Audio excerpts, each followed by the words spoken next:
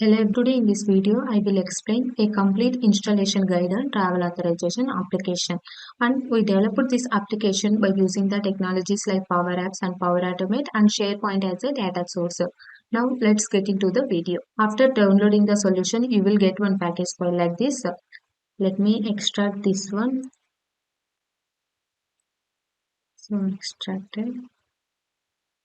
Now go into this extracted file. You can able to see some of the files like readme file and an Excel and PowerShell script, and this is the package file which contains the Power Apps application and the flows. So in this readme file you can able to see the steps like how you can install the solution into your environment, and then this Excel containing the SharePoint, all the SharePoint list column details like internal name, display name, data types, and choices, any properties if you want to update, all these details we mentioned over here. And then this is the PowerShell script which will create all the SharePoint list along with the columns and some default data also. In case if you don't have permissions to run the PowerShell script, you can go through this Excel and you can create all the SharePoint list and columns manually. Now let me explain the PowerShell script. I open this PowerShell script in Visual Studio Code. You can also open in Windows PowerShell IC or other platforms. Now let's understand this PowerShell script. So here the script will create 7 SharePoint list along with one document library, and we will also creating the columns for each SharePoint list, and then we are also adding some default data into it. Now what you have to update is in this site URL you just provide the your SharePoint site URL and provide your client ID to interact with the SharePoint, and then for this current user variable just provide your email address. So here I'm going to use this site URL. You can see in this site there is no SharePoint list. It is the one standard SharePoint site. Now I'm going to provide this one. So after updating these three variables, save the changes and run this script. So while running the script, it will ask you to log in. So I'm providing my credentials. Now here you can see the script is running successfully. It is creating all the SharePoint list and it is adding the columns into it. Now the script runs successfully. Let's check the SharePoint site once. Just refresh it once. So here you can see it is creating all the list. So this is the list one, travel authorization details with all the columns it is created, and then flight details, family data, and then hotel accommodation details, like all the SharePoint list, and along with the, let me refresh it once.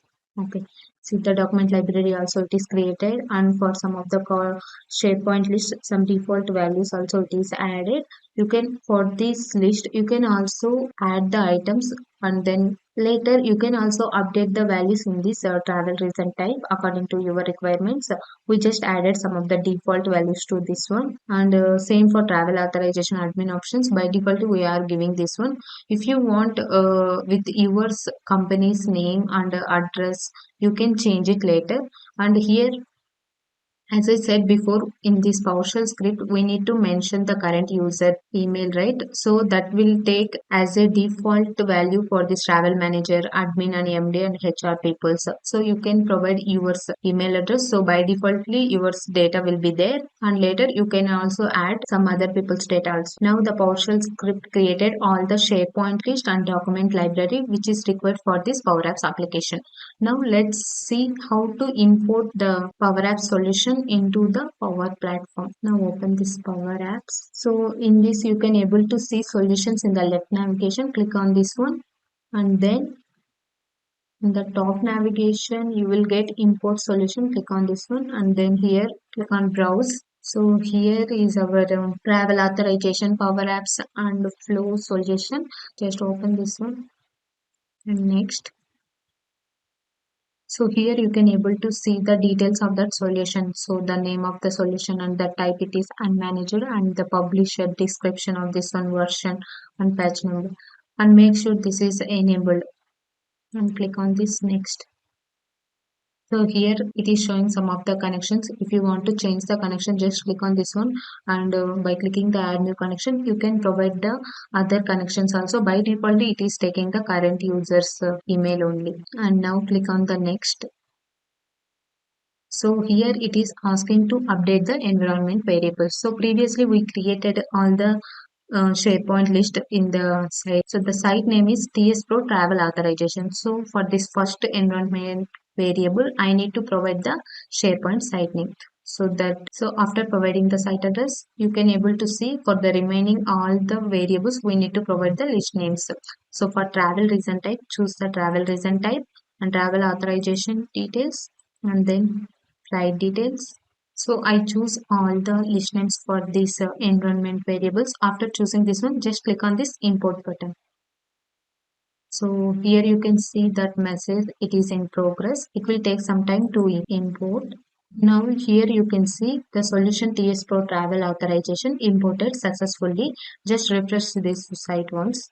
Now if you go to this apps section, you can able to see travel authorization details application is also installed. And if you go to this flows section, so for this travel authorization application, we are using this approval process flow only. So this flow also imported successfully. So this way you can able to install this travel authorization solution into your Power Platform environment. In the next videos, I am going to explain the functionalities of this travel authorization application.